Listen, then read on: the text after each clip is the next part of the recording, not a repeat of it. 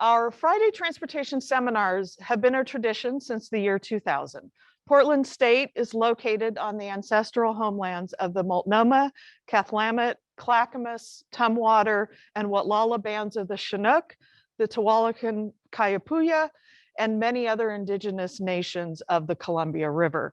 It is important that we acknowledge that we are here because of the sacrifices forced on the indigenous ancestors of this place. Remember these communities and honor their legacy, lives, and descendants. Today, we are very pleased to have Nathan McNeil, Jamie Jeffrey, and April Bertelsen presenting on prioritizing transit in Portland, checking in on the Rose Lanes project. I'm going to introduce the speakers now, then we have a couple other announcements, and then we'll get on with the presentation. So Nathan McNeil is a research associate at Portland State's Transportation Research and Education Center, where he conducts research on travel behavior, traffic safety, and programs to promote multimodal and equitable transportation. He received a master's in urban and regional planning from Portland State and also studied history at Columbia University. Prior to PSU, he worked for the Metropolitan Transportation Authority in New York City as a performance auditor. Jamie Jeffrey manages the traffic division or traffic design section of the Portland Bureau of Transportation. She's worked as a traffic engineer for the city of Portland for 31 years in a variety of capacities. She has worked on a number of transit projects, including the East Side Streetcar Project, PBOT Enhanced Transit Corridors Plan, and Rose Lanes Project, as well as numerous transit spot improvement projects. So I have a feeling if you have ridden transit in Portland, you have benefited from her work.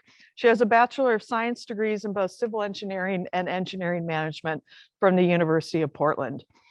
And she's dedicated to finding innovative design solutions for multimodal improvements that address both equity and climate. April Bertelsen is the City of Portland's first transit modal coordinator. She works on the Complete Streets team in transportation planning at the Bureau of Transportation. She led the development of the PBOT Enhanced Transit Corridors Plan and Rose Lane Project through the planning process. She's been with the city since the year 2000, coincidentally, as long as we've been doing these seminars, serving the city various roles as a transportation planner. And she is an alum of the MERP program at Portland State. She's passionate about improving transit equity and complete streets. And multimodal design, had to turn the page, data-driven decisions and partnerships, because we make more happen together. Before jumping in, got a couple other announcements. We have our last Friday seminar of the academic year. On Friday, June 3rd, where we will be featuring one of our MERP workshop projects that is focusing on traffic safety and homelessness. So hope we can see some of you virtually and in person for that. And then a couple things we have going on over the summer. We have a faculty workshop on integrating ped bike topics into curriculum. And we'll either include these links in the chat, and they're also all on our website, which I'm sure all of you are aware of since you're here. And we are also having a transportation camp for Oregon high school students. We've been doing this since the year 2016. And so if you have some high school people in your lives, encourage them to check that out and apply. Deadline May 25th. All right, so I think we're all fairly familiar with Zoom these days, but just in case, I want to remind you we are using Zoom webinar, which means you need to type your questions into the Q&A box. For those of you who are virtual, those in the room can do the old-fashioned raise your hand, and we'll call on you. And we'll be doing the questions at the end of the presentation. So thank you for having me here.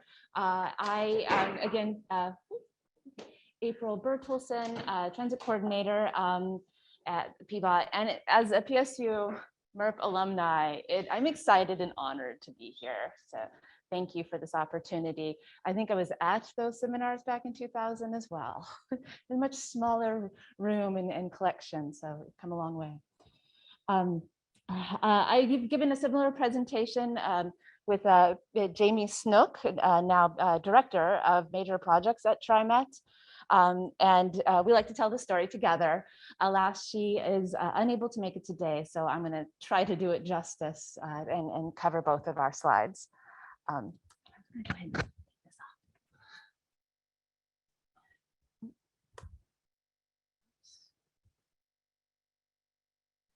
off. So first, I want to talk about enhanced transit, where much of this started. That is the concept of improving transit capacity, reliability, and travel time through capital and operational treatments. And this may come in the form of spot improvements, short segments, or longer corridor projects. And why are we focused on enhanced transit? Really because the bus has been stuck in traffic. Pre-pandemic, we saw increases in bus passenger delay across the region, really the built up over the years. As congestion increases, buses are stuck in traffic and trips take longer, making it more difficult for riders to get where they need to go quickly and on time. And just one stat is that bus speeds have declined by 14% between 2000 and 2019. So we really want to reverse that trend and make it even better. And this journey really goes back to, it began in 2016 when TriMet and the city started analyzing bus CAD AVL data. That is computer-aided dispatch automatic vehicle location data to track the location and speed. This led to diagnosing transit delay, a call to action, and adopting multiple plans and building projects big and small, and building momentum for more. The enhanced transit really started as a partnership between TriMet and the city in developing the PBOT's enhanced transit corridors plan. And as we were wrapping up our plan, Metro included enhanced transit concept in their regional policy as a part of the regional transit strategy and the regional transportation plan back in 2018. And the region thought these improvements were worth investing in, and so they provided $5 million to develop the regional ETC pilot program.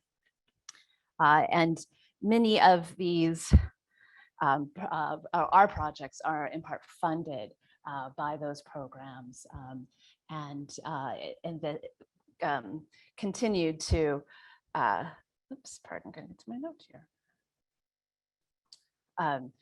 to be a partnership to this day. We also started incorporating enhanced transit in our Central City in Motion plan and at our transit priority spot improvement program. And then the Rose Lane project was really the next evolution in this concept. It was initiated under the leadership of former City Commissioner Udaley and continues under Commissioner Hardesty. And the Rose Lane project is really intended to expedite implementation of our ETC plan with a sense of urgency of climate crisis and racial equity. So it feels appropriate that we're here today while there's climate action down the road. But really, this is, I want to emphasize a story about working together and partnerships with a shared goal of prioritizing transit to improve speed and reliability and increase ridership.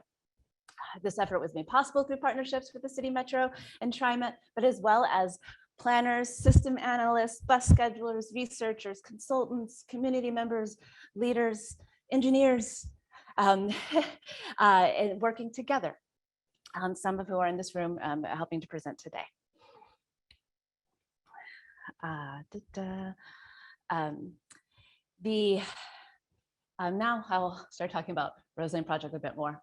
It's really PBOT's vision for making buses and streetcar travel faster and more reliable for all Portlanders and beyond, as there is a ripple benefit to these improvements. This map is a vision of the network of Rose Lane transit lines that was adopted by City Council in February of 2020. Ooh, getting tricky there. So what are Rose Lanes? Rose Lanes are really the transit routes in that network, where buses and streetcars get priority on the road, and particularly in the congested areas. Not all Rose lanes are bus-only lanes, and not all of them are red. But we have over 20 transit priority tools we can use to make transit faster, more reliable. And through the project development phase, we determine which treatments best address the needs and context of specific locations to address delay, but also to help improve multimodal interactions.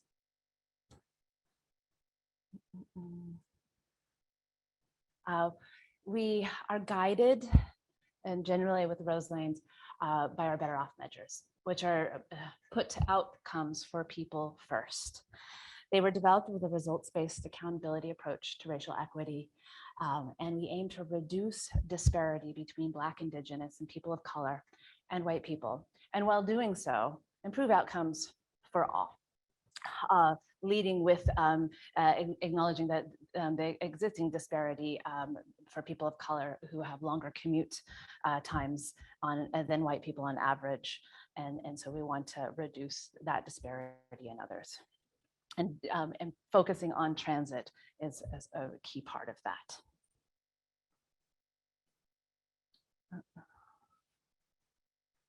Oops, that's weird. And of course, I'm going to acknowledge we then entered the pandemic after adoption. But transit priority really remains important to PBOT, and we continue with implementation, and I'll highlight some of that today. The pandemic in the last 2 years have brought into greater relief the inequities that are in our society and the growing impacts of climate change. So we want to serve the people who relied on transit during the pandemic and welcome back more riders to a better transit system. We see the Rose Lane project as a part of our recovery as a city, as well as a down payment on the city we want in the future. It symbolizes our commitment to keep our most important transit lines running smoothly as traffic returns and demand grows, and will help prevent a return to the transit delay of 2019. So let us never go back to that. And that'll inform how we measure as well. And this all because transit remains one of the most efficient, sustainable, and equitable ways to move people, and making transit better and long-term, getting more people to choose transit instead of driving alone is critical to achieving our climate and transportation justice goals.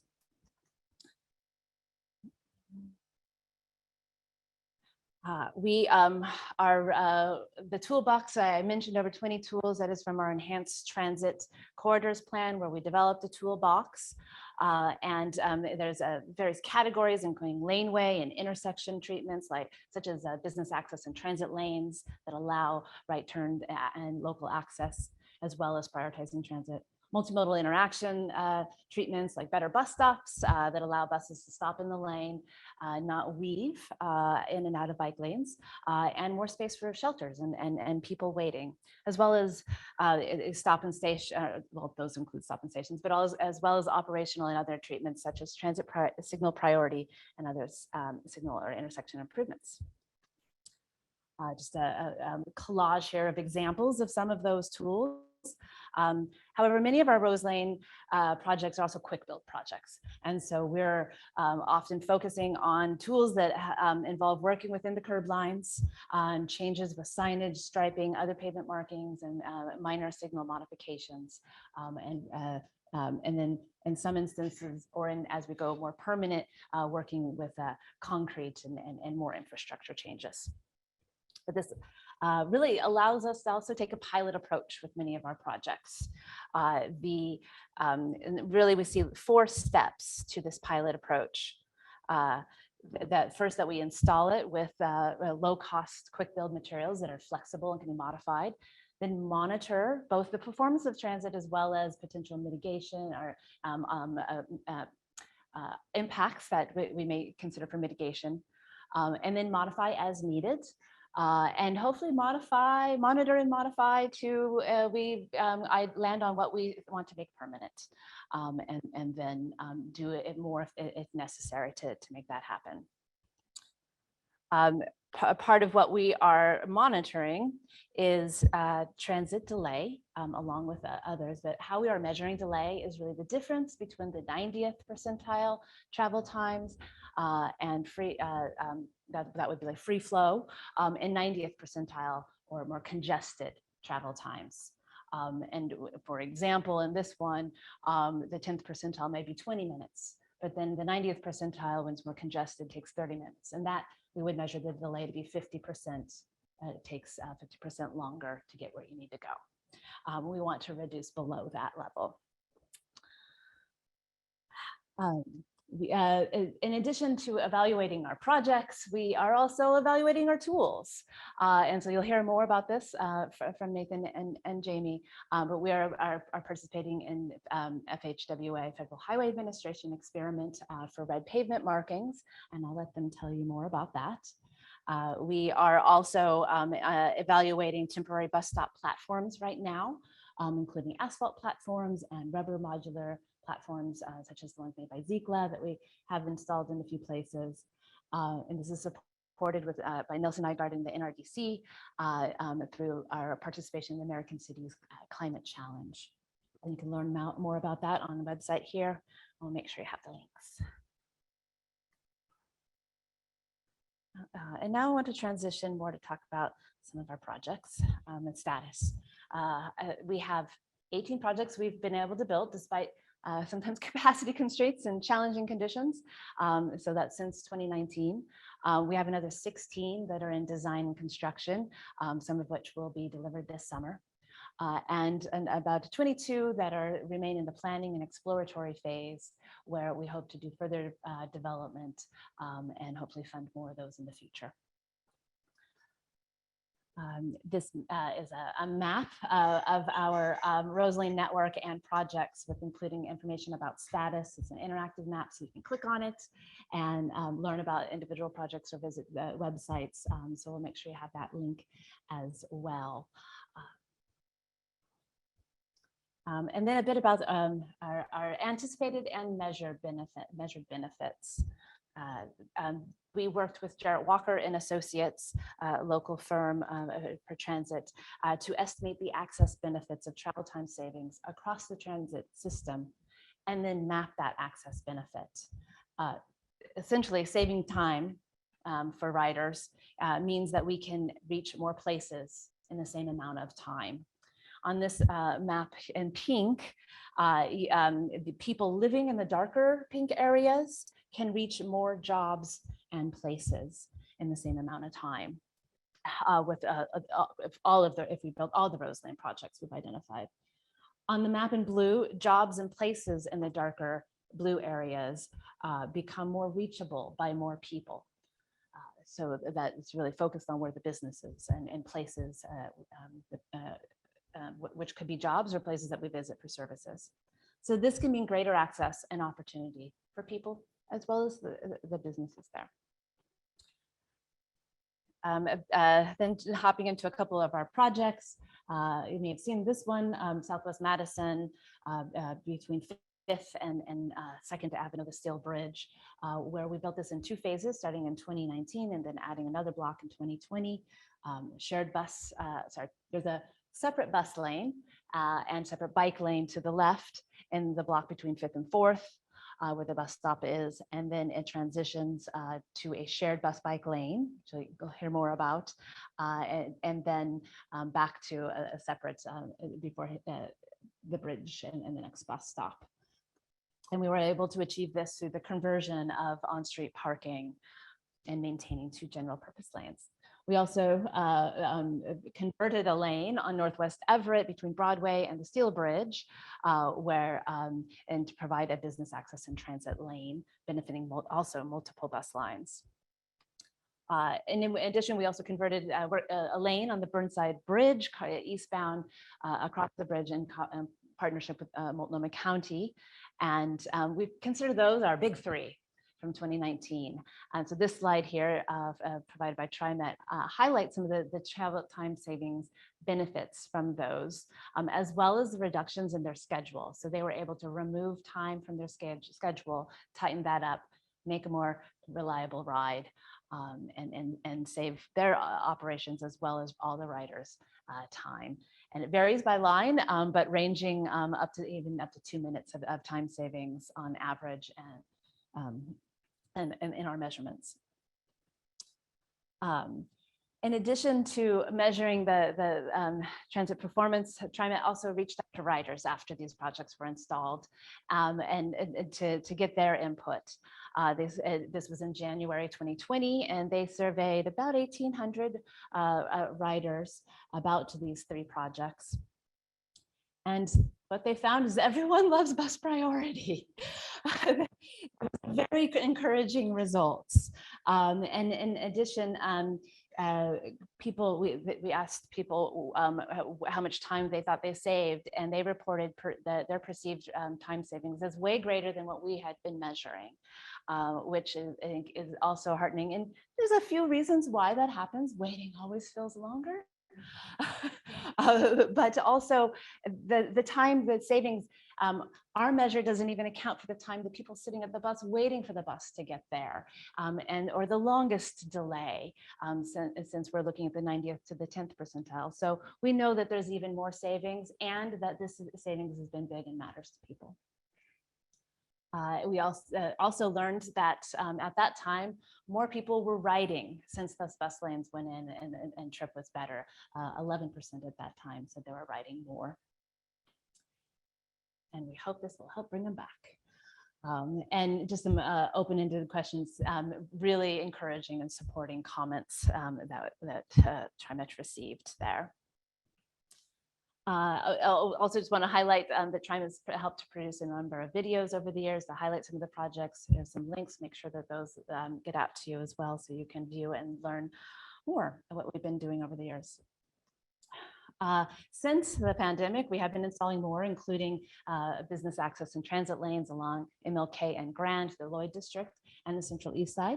Includes a truck pilot lane, a pilot lane that is for transit, turns, and trucks. And that's in the Central East Side within our industrial area there. That's about 3 miles of BAT lanes in total, that's benefiting both the Line 6 and streetcar. So quite a significant project for us of converting lanes. We also, in 2021, installed the Hawthorne project between Grand and 12th, as well as some more transit priority improvements out at Cesar Chavez with the pave and paint and road diet there, approaching to give transit priority approaching Cesar Chavez Boulevard.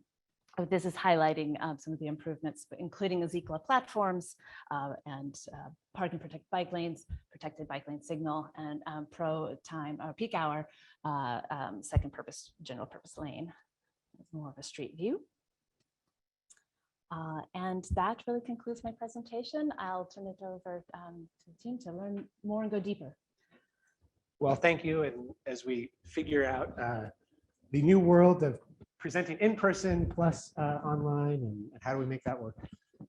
Test this a little bit so I can stand over here. So I'm going to focus in on just one portion of the Rose Lanes project, and that's the red colored pavement markings in the transit lanes, and looking at kind of comprehension and compliance with those. So do people understand them, and do they essentially stay out of them? In, you know, not quite that simple. Let's see if I can fix it. There we go. Okay. So as April mentioned, this comes as a kind of portion, it comes out of the Enhanced Transit Corridors Plan and the Rose Lanes project, and the use of red color in the transit lanes is one of the tools designed to kind of emphasize that transit lanes are a place that cars should not be, that buses should be. So we wanted to look into that a little bit. In particular, there was a request to experiment that April referenced that was submitted to the Federal Highway Administration. And this was submitted in June or so of 2019, approved in September of 2019. And essentially, the use of red color in transit lanes is not an approved approach as of yet.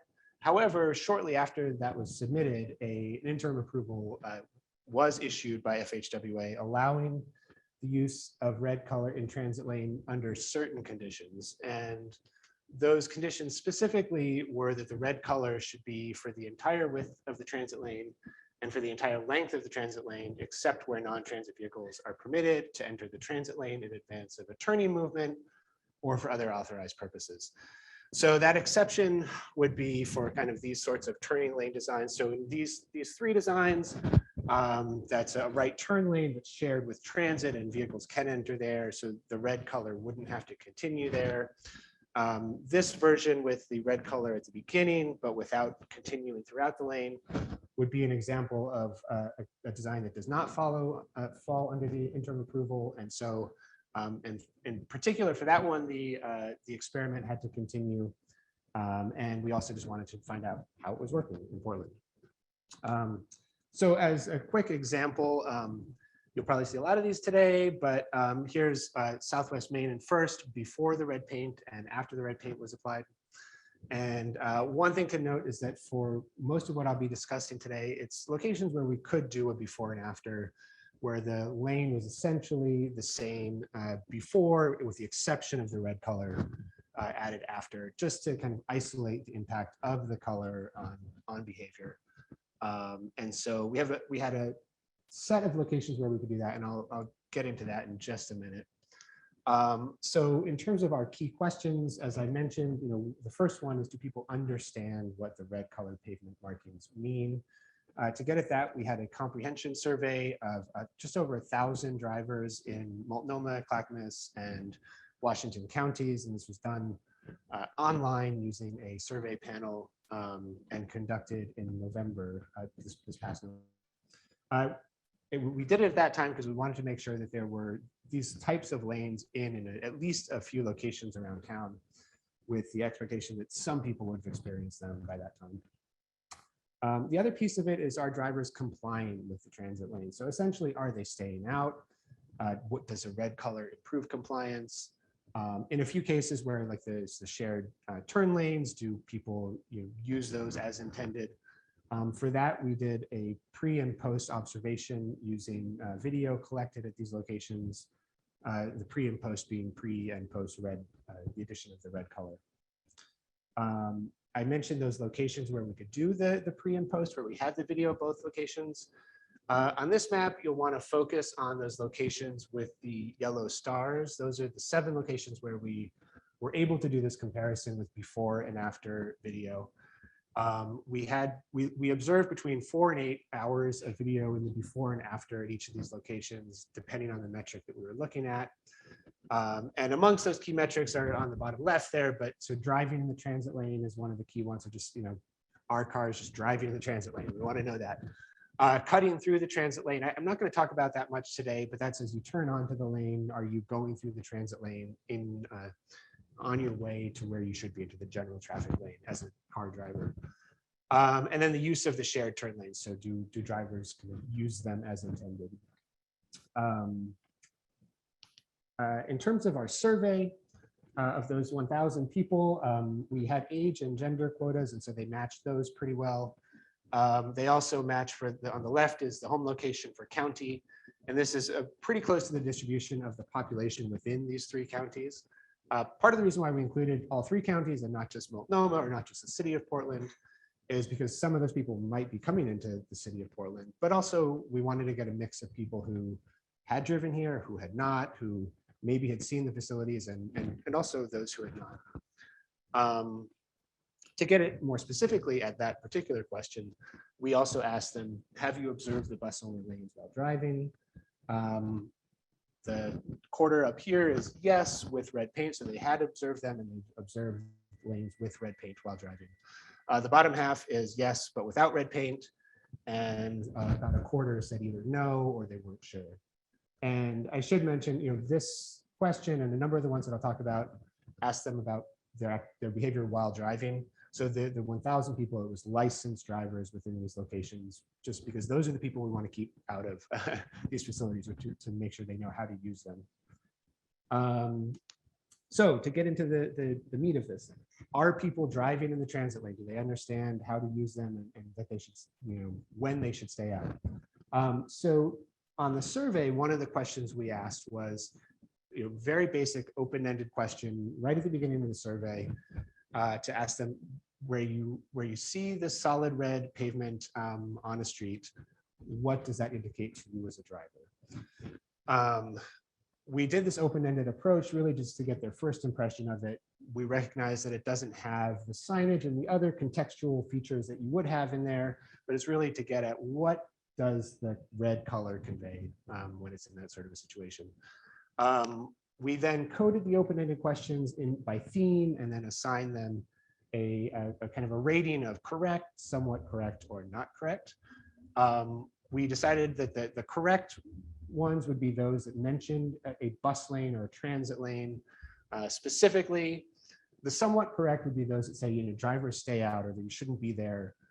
They kind of got that portion of it, but they didn't quite get that it was a bus or transit lane specifically. And so how did that play out in terms of the survey participants? 15% got that it was a transit lane, 38% were in that somewhat correct category, and 47% didn't have either of those. So when you look at this combined, over half of the people got the message that they should stay out of this area. It's not clear that the red is currently associated with being a transit lane more broadly amongst the population. But yeah, that message of stay out seems pretty strong, at least amongst most people. We also asked a question, a multiple choice question, to get at how they would behave in this sort of a situation if they encountered it. This particular question asked if you were driving on a car on the street below and wanted to move into the right lane, which of the options would you be allowed to do based on the pavement markings? And the pavement markings were different depending on who was taking the survey. We randomly distributed across a third of each of the participants and showed either the same design, the same question, but with a full red paint lane. Either for the next group, we had just the bus only marking, but it was no red color at all. And then for the bottom one, it was just the portion of red at the bottom. And we wanted to see, really the restriction would be for the entire lane. So B would be the most correct response. Really, they should stay out of that lane until they got to the next block, and then they could move over if they wanted to access that right lane. So we wanted to see, does that meaning change depending on the design that they see or in their minds? The response showed a pretty dramatic difference between these. So with the full red paint, 85% of the respondents kind of chose option B, that they would stay out of the lane all the way through until the next lane. The lane with the marking bus only, pretty high comprehension, 69% chose option B. However, with the patch of red paint at the beginning, that seemed to convey to a lot of people that that once that patch of red paint was gone, they could move over. 51% chose option A, and only 16% chose option B. There were 30% that chose more than one, and they were allowed to do that. And most of those people actually chose A and B. So those numbers, if you look at kind of who selected them, were higher. These are those that only selected those. But again, some question about kind of, do people understand that the patch of paint, does that convey transit lane for the whole area, or does it wear off after after that paint ends? So then the question is, how do people actually behave when they're driving on these, not just on the survey? So for the video locations that I mentioned, we coded if they were driving in the transit lane. And for this, we wanted to make sure that they weren't just passing through to get to another lane. So are they actually in the lane for a minimum of about 50 to 80 feet, about half a block? And if they were, then they're coded in this group. For that, we had 5 locations that we were able to do before and after numbers for. And the one thing you'll note here is that the numbers are actually relatively low. We've only got about 10% here. So these are the violations, people driving in the lane. Most of them were pretty low, both before and after. We had 2 locations where we saw decreases, so Everett at Broadway and Grand between Burnside and Cooch. The Grand location in particular dropped from about 10% to 1.3%. So in general, it seems like a pretty positive response, and people do seem to understand this a little bit better when they interact with it in person than on the survey, so that's encouraging. So overall, pretty good finding here. So next, I'm going to move on to the shared turn lanes and talk a little bit about are people moving through those as they're intended to, and do they understand them? I have a few survey questions to go through first. So similar to the open-ended question about the red, solid red area, we asked them about the striped red area and what does it indicate to you as a driver. Similarly, we coded those open-ended responses, and a correct version we indicated would be that they indicated that you could move into that lane to like make a turn in order to cross. That's sort of that they understood that you could conditionally enter that space for a short period of time to complete a maneuver. The somewhat correct answers were a little bit more all over the place. Like they might have said it's a bus lane, but not differentiated with the the permission that it granted by having those the striped area. They may have said you can yield. It's a place you should yield, which isn't incorrect, but it also doesn't convey what it's really about. And then the not correct or did not know. Less comprehension here. So about 13% got it correct. They understood that this was kind of a place to enter to turn. 15% were in that somewhat correct. 73% were in the not correct. A lot of those people said they didn't know. A lot of people said something like an emergency lane or a parking lane. So, and again, this was presented without signage and without a lot of context. But it kind of gives a sense of like, okay, what does striped red convey just on its face? We also had a similar multiple choice style question where we presented randomly a different option to people. And this one was looking at the use of that shared right turn lane, and do people understand when they should move over into that space? And the correct behavior would be option A, where there's a dashed white line in both of these, and that's where you should move into the shared lane to complete your turn. The other options were to basically stay in the general lane or to move over into the transit lane while it's still a transit lane. And the idea is here to compare the effect of the broken red bars to the just general lane without that. So what did we see? This one was a little interesting. The comprehension seemed to be a bit higher without the broken red bars. 78% chose option A in that situation. But with the broken red bars, it went down to 49%. And when you take this in combination with the responses to the prior question, you get the sense that people kind of felt red is a space you stay out of, and didn't get quite the nuance of what it was implying in this sort of design. So something to think about there. In terms of our observations from the video, we didn't actually have locations with broken red bars in the set of locations that I'm going to talk about now. But we did have other locations where there was the red at the beginning of the block and then the shared lane. And so we coded those as either a correct merge on the left, where they entered in that dashed white line area, entered early, so they entered in the bus lane, entered late, so past the kind of the designated merge area, or they turned from the wrong lane. So we had 2 locations that we were able to do a before and after comparison here. And I think the biggest takeaways are that the percentage of the vehicles that entered early went down quite a bit. So from 42% to 10% at one location. So this is the pre and the post, and then the pre and the post for the next location. And from 24% to 9% at Everett in the third. In both locations, the percentage of those doing it the appropriate way as intended went up. So that's encouraging. We did see at one location, the percentages of drivers entering the transit, entering the shared area late or turning from the wrong lane went up slightly. So that's something to think about, the potential impact of that. Although we did look at that location again just earlier this year, and that those late numbers went down a bit. So I'm not sure if that's what to take away from that quite yet. So to wrap it up, a few key findings here. The red paint does a pretty good job of conveying the message that you should stay out. And we saw that in the survey, and the video gives a pretty good indication that that's how drivers are behaving, and that's good. When there's the red color just at the beginning of the block, and then the red color ends, according to the survey and kind of the general understanding, that's not totally as well understood. Although again, in our observation, we didn't see a lot of vehicles violating in that sort of situation.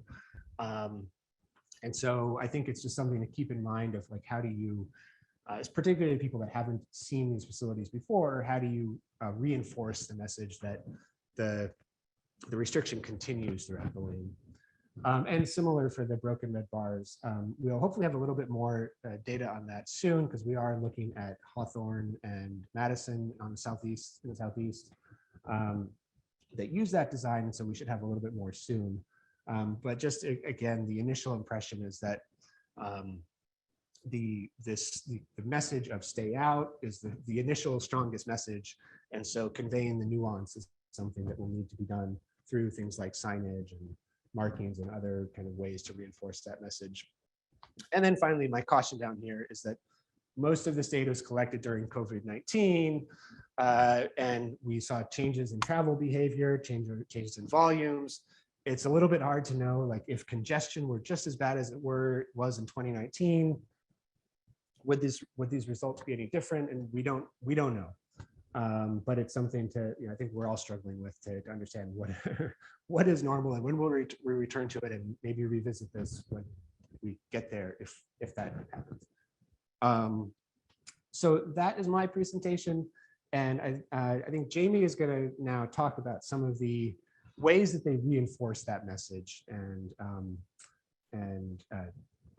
help people understand how to use these facilities better.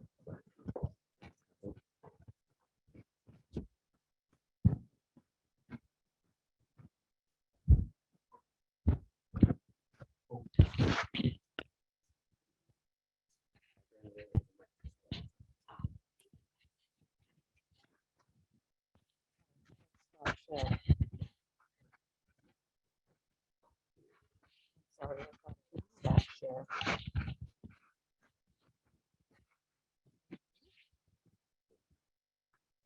Yeah, very good. Thank you.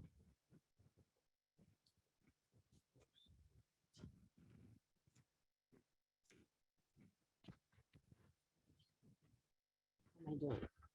Okay. All right. Welcome. Yes, as my introduction, I'm Jamie Jeffrey, and I work at Portland Bureau of Transportation. Almost said office. That's an old name. And I manage our traffic design section. And so as part of that, we try to figure out how to design all of these treatments, the signing, the markings. We work on the operational side of things. And so as part of the Rose Lanes program, we worked to figure out where we can put these brand new types of laneway treatments. And so I'm going to share some of those design considerations. Some of the things that we started with or that we used to do are now different. So going forward, let's see if I can go this.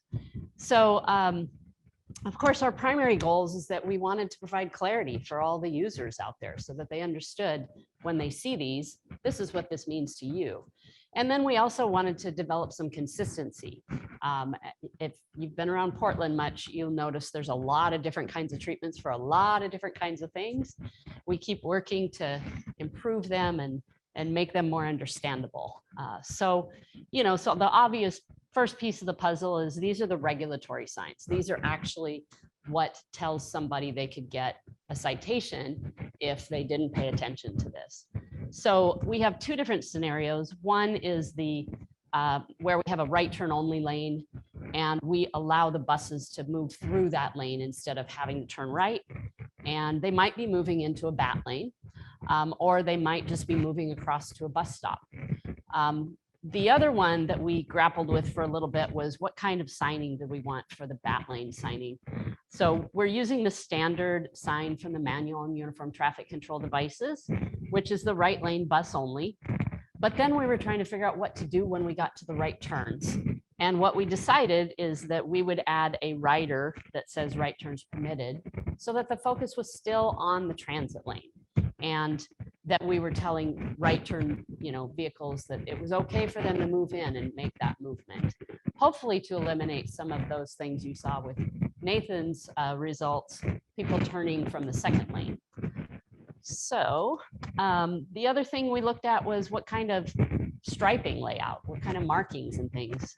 So we generally follow the manual and uniform traffic control devices with the bus only legends and the right turn arrows and the dash line representing this is where we expect you to move into the lane if you're going to make that turn. And then as we looked at this, we also realized that we have really low volume right turn locations, and we have some that are much higher. So in those cases, the high volume locations, you might see a queue of cars from the intersection. So we didn't want to put. Oh, I'll try that. No. No. Wants to sit against me. I wonder if that's why. We'll try that. We'll try that. Okay. All right. Thank you. So the high volume right turns, we wanted to give them the message that they should probably enter the lane earlier, and then we have kind of a standard right turn only lane. Is that coming through better? Okay, good. Except we don't want to advance anymore. No, not really. Let's see if that releases it.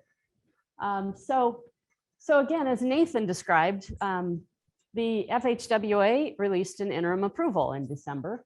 And what got our attention was certainly the requirement that you put red in for the entire width and the entire length.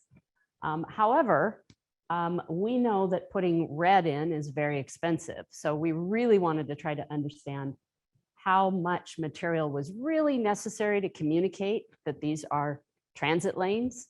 And so we decided to continue with the experimentation just so that we could look at some of those things, get those answers. The update for the METCD that came out last year for review, they have actually removed the condition that you provide it for the entire length. So that's in line with some of what our thinking has been. And so that will be helpful when that finally gets released, assuming that stays in there. And no. So this is how we decided to apply the red. We do about 50 feet at the beginning of the block, and we put the red bars in where those dash lines are. Consistent with some of the exhibits that Nathan was showing. Again, we just follow the same split and the same layout for that. And then we have situations where we have a bike lane out there too. So we wanted to make sure, since these right turns were always going to be conflicting with a potential bike that's moving through, we wanted to provide some real good conspicuity for folks to know that there's a bike facility next to you as well, with everything else you might be paying attention to. So we decided to do some green at the beginning before you get to the intersection. And then as you cross the intersection, put some green there so that it really kind of highlights that. In these scenarios, we also put the green bars through the intersection again to highlight you're going to be crossing over a bike facility. For locations that are kind of mid-range volumes for the bikes and the right turns, we have decided we're going to add a sign, the turning vehicles stop for bikes and peds. That can either be a static sign or an active sign. So depending on the environment, if we feel like there's a lot going on, we might want to put an active sign in so that we can have it turn on and sort of highlight that as somebody's approaching. And then the high volume are the ones that have the highest conflict potential.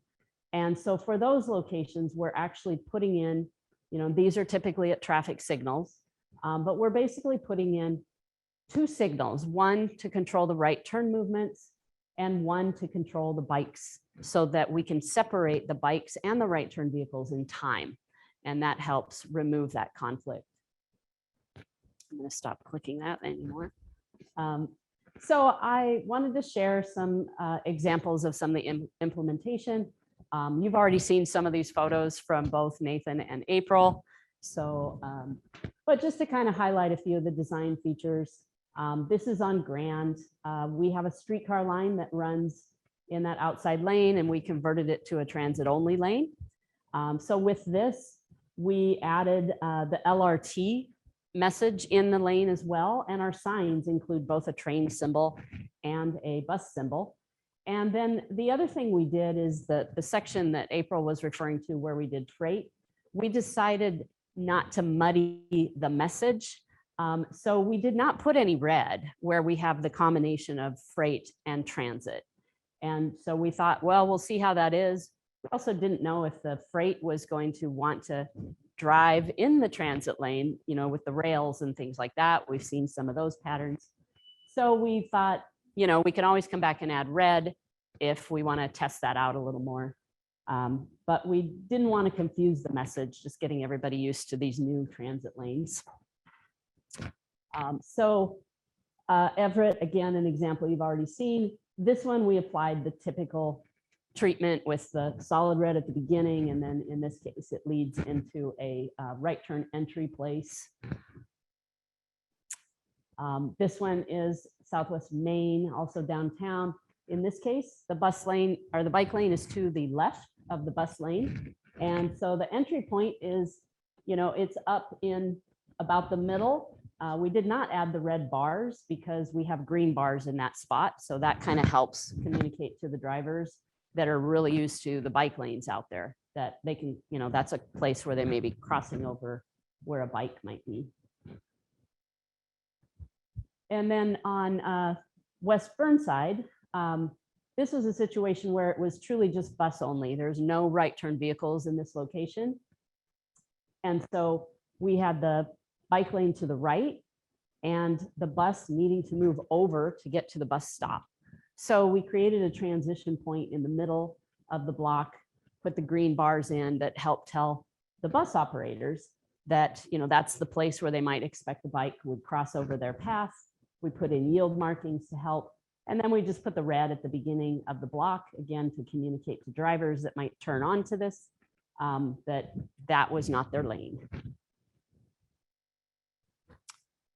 So the biggest transformational project we did is on Hawthorne.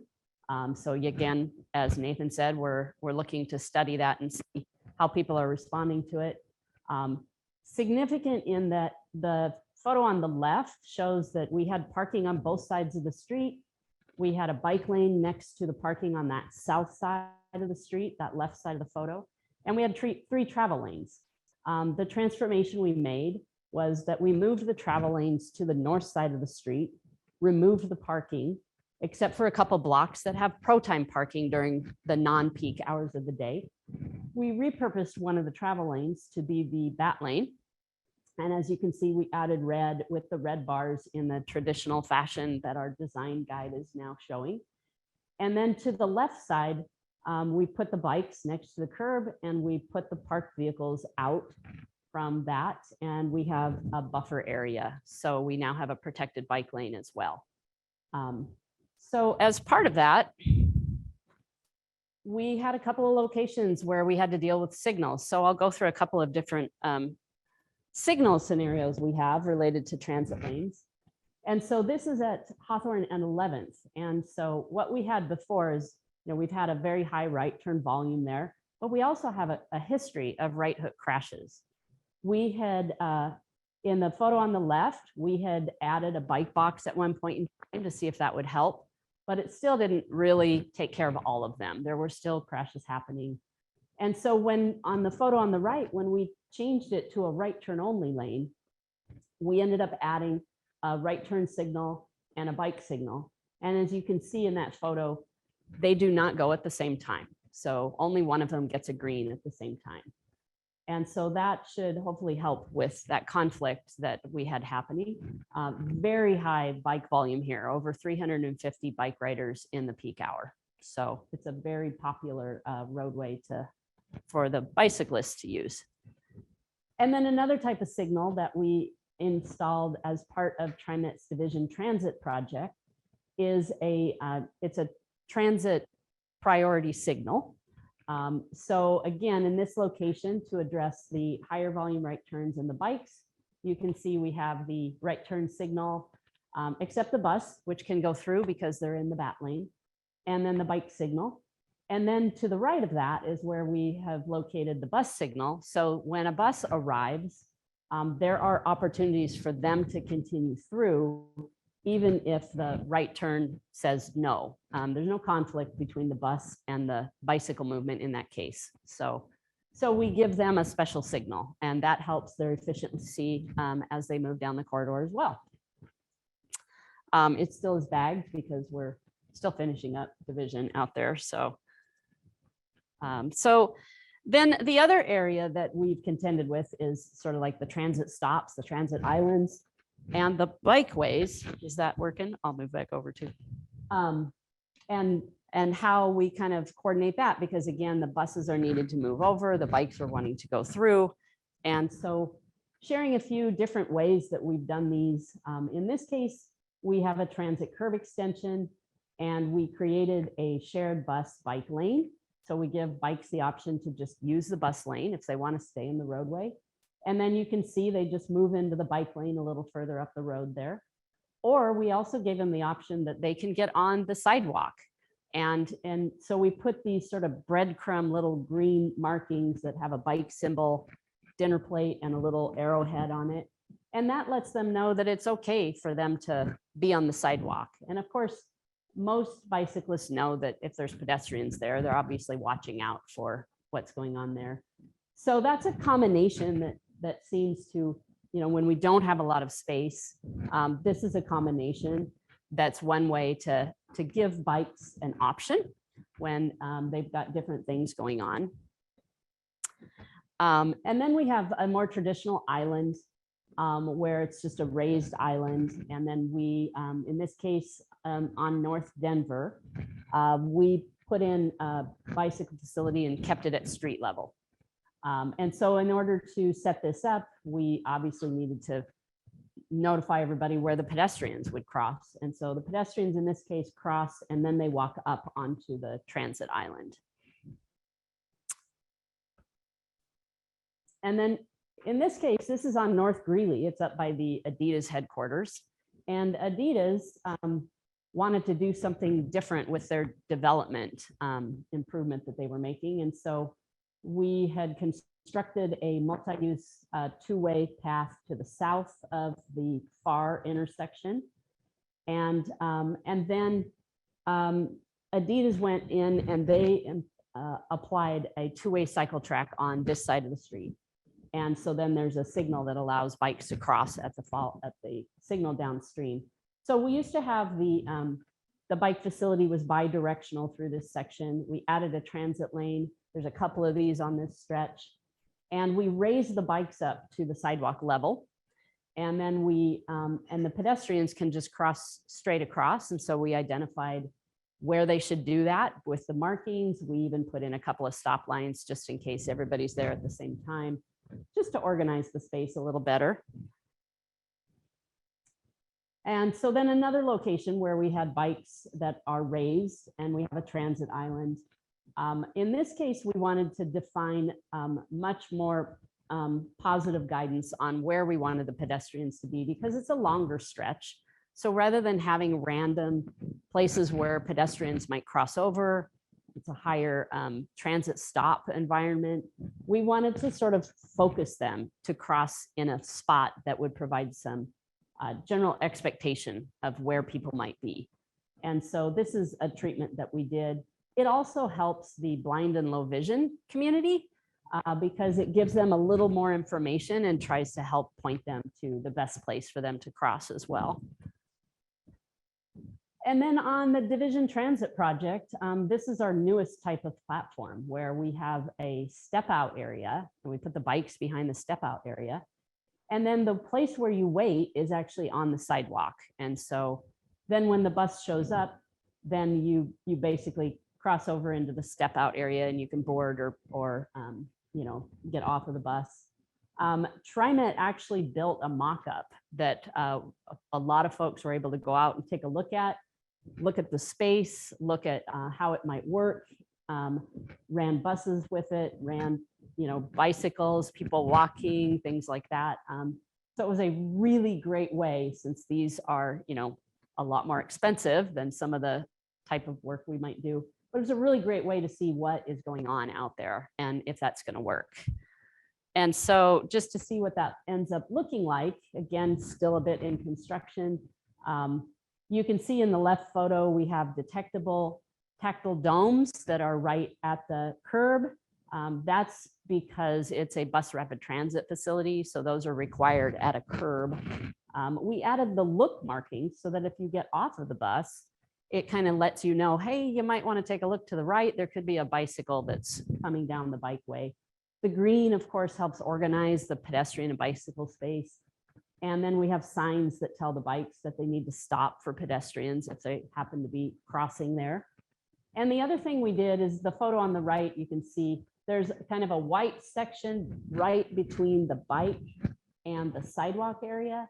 That's a longitudinal tactile strip. And so what that does is it helps the blind and low vision community in that if they're just walking down the street and they get over near that space, it gives them, you know, gives them that tactile surface so that they know that they want to, you know, it's wayfinding. It helps keep them in the space that will work better for them. So we're very excited about these, and you know, they work great when we just don't have a lot of space. We also want to be careful, like there's not going to be a lot of pedestrian or transit ridership. There's not going to be a lot of bicycle ridership here. So they work well where you don't have a really busy environment. Might not work as well when you have a lot more pedestrians standing around because you might need more space. But the general concept can help, you know, bikes and help people know where they should be. So another thing, I think April showed a little bit of this, the modular transit islands. We've put in a few of these and we're trying to learn more about them. You know, they have these little tiles that basically fit together like Lego. It includes a pedestrian bridge on the left photo here that connects to the sidewalk. And then you can also include a bikeway, raised bike facility that is between the platform and the pedestrian bridge.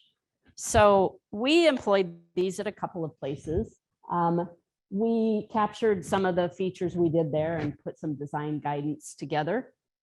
So detectable surfaces around the edge of the platform.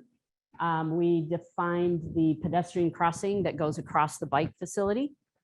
And you can order these tiles in a number of different colors from the company.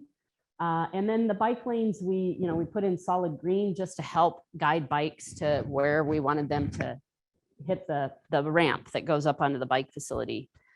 So the first couple of locations we put them in, the one on the left, you know, is similar to the design guide where we moved the bike alignment. You can see it continues straight, but we moved it over so that they could hit the bike facility at the platform. And then on the right, this one is really more of a passenger loading and unloading. It's not a transit stop, but it has a lot of pedestrian activity there. So that seemed to be a good place to try that. What we learned is that the white, the curbing area, it kind of blends in. You almost can't really, in the left photo, it's kind of hard to see the platform if you don't know what you're looking for. So we decided to change that to black and white on that curb. just to show, visually that it's a raised object. We changed the checkerboard pattern that's shown on the, easier to see on the right one here. We changed that more to crosswalk type bars so that it looked like a crosswalk. We also got complaints that that was causing a lot of visual issues with the checkerboard. It was just too much of the black and white. And then we have ordered our bikeway ramps and the tiles that go through the bikeway in green. So we do green and white up on the surface, and we do white edges and things. And then we added the little chevron markings like a speed bump on those ramps as well. We added some delineator markings, delineators to kind of flank the ramp so bikes could kind of also see where the edges of the ramp are. And in the photo on the left, we also added a couple of delineators in front of the platform just to visually show bicyclists that that's not where they want to go. And then the other thing that happened is we had on the one on the right, we had some bicyclists that ended up slipping and falling with all the rain we like to get here in Portland. So we now have a skid resistant material that we add so that it is, people aren't going to slip so much. And so just to kind of see one of our more current, this is on Hawthorne. I think April had a slightly different view of it. And so you can see the detectable, the yellow on the platform. We don't quite have the delineators and the signing in here yet. And then we have the red bus lane. And so of course, what do you get when you put it all together? Really cool colors. So this is like our funnest looking street right now. So that is what I have to share. I have a link to our traffic design manual if any of you are interested in looking at transit design or bikeway design or basically any of the rest of the things we're doing. It is a work in progress and probably will be forever. But there's, we keep trying to build that information based on what we learn. So. All right. Thank you.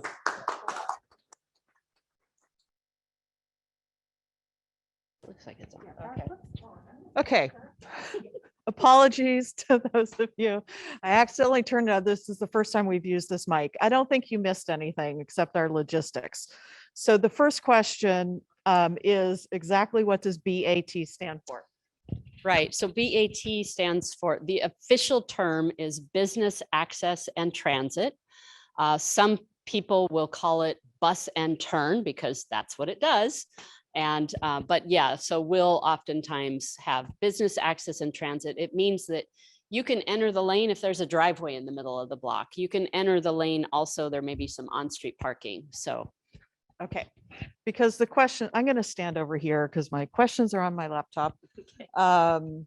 And so there were some questions about that business access part of this and sort of clarifying maybe because the markings do not say anything about business access. Right. And so that was one question, was about the markings, and then also sort of the expectations, and I think it was for people who are coming out of a driveway crossing, what are they supposed to do? Where are they supposed to drive? Right. Thank you. Yes, so that is sort of the challenge in all of this, and trying to figure out what information that you want to communicate to the users. So we focused primarily on those that are driving down the road and might want to turn right at an intersection. So we focused more on the lane, and we sort of hoped that if there's a driveway there, people would realize you can still go in and out of the driveway. When you come out of the driveway, you will hopefully move across the bus lane and into the regular travel lane. And the on-street parking is another clue. And in many of these locations, you obviously have to be able to move into that parking. So we sort of relied on people's better judgment that we weren't trying to block things off. And so they would move into those lanes to make those movements. And so one thing we are still kind of trying to understand is, the entry point towards the end of the block Is that really sufficient length? Do we need to extend it a little bit just because it takes people a little bit to move over? Primarily, if you're moving into the lane and you're going to make a right turn, you're not really in violation of using that lane. If you come in at the beginning of the block, well, that's not exactly where we want you to come in. We want you to move in like it's an added right turn lane. So we're still trying to understand the dynamic and, like the information that Nathan's group is giving us. We have one of the locations on Hawthorne when there isn't any vehicles parked in that parking area. People are turning into the parking area and then they're like, oh, wait a minute, I'm not supposed to be here. And so we're learning what other things we can do to help communicate to people. Okay. So I'm going to stick with some of the design questions here. And there was one on the Hawthorne example. Are there bike humps at bus stops? How do you sign the bike approach yield? And maybe you sort of covered that, but I'm not sure. So say that again. I might be able to go. Are there bike humps at bus stops? And how do you sign the bike approach? So so this is on Hawthorne, for example. And with that, the buses they're just at street level. The bikes move up and onto platform level, sidewalk level, and then go back down. So that probably feels a bit like a bump. We have a platform where we run the bike the entire length of the platform. They go up before they get to the platform, right across and go back down after. So that's the only place, if that's what they're kind of referring to. Yeah, do you have a? Just want to highlight that this photo is taken before some of the signage was added in. And so if you're out there today, or we could look at some of the other slides, there is a sign about here near the ramp that lets people know that they need to yield to pedestrians when they are biking up the ramp. That one has one, great. So that's the signing and the delineators that what we install is the signing like this and the delineator. And if this sets further back from the platform, then we have an additional delineator kind of by the platform just to make sure the bicyclists aren't getting too close to something that could cause them problems. All right. Questions in the room? Yeah, so just say the question and I'm going to repeat it for our video. What sort of compliance comprehension reads the FHWA is important before they modify it? Okay, so the question is, do we know what FHWA wants or expects in terms of compliance and comprehension rates before they, put this treatment into the Manual of Uniform Traffic Control Devices? Excellent question. Does anyone know the answer? Yeah, I guess one of the things about applying red is it is not a regulatory device or anything like that. It is purely to enhance the message that this is a transit lane. So I think the FHWA, they're wanting to make sure that it doesn't confuse people and that crashes aren't happening and things like that. But I think the compliance is, that's part of it. And so if they're seeing, I think, some improvement in compliance, then they're saying, okay, no crashes, compliance seems to be having some effect. So it's okay if you choose to do this. It's an optional treatment. So I think that's probably how they look at it more. I don't know if you have any other thoughts on that, Nathan? Yeah, I would just add, the couple other places that have done this. There have been experiments in New York, Chicago, and San Francisco, and I think probably other places, but those ones I know of. They all saw reductions in violations of driving in the lanes, and I think it is, it's to make sure it doesn't get worse. So I think that's the main thing, and that the fact that the transit lane is already, that's not what the experiment is for. It's just the color. So. Just to clarify that it is in the MUTCD now, but it's being modified with the latest edition. Is that as an optional treatment?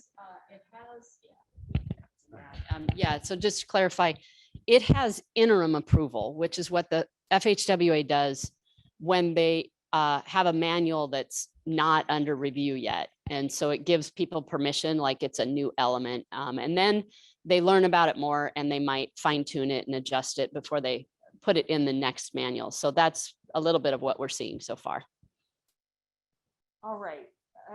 I want to make sure we don't ignore our in-room folks. Okay, so I'm going to take a question in the room, and then I'll go back. There's still a couple questions online. I'm wondering, I know this has been debated a lot, but apparently some neighbors were against it, but with the North Denver, can we please switch the bike and car parking lanes? Because right now you can drive 90 miles per hour down North Denver, but if we switched it, it would be this amazing, super safe, welcoming environment for all.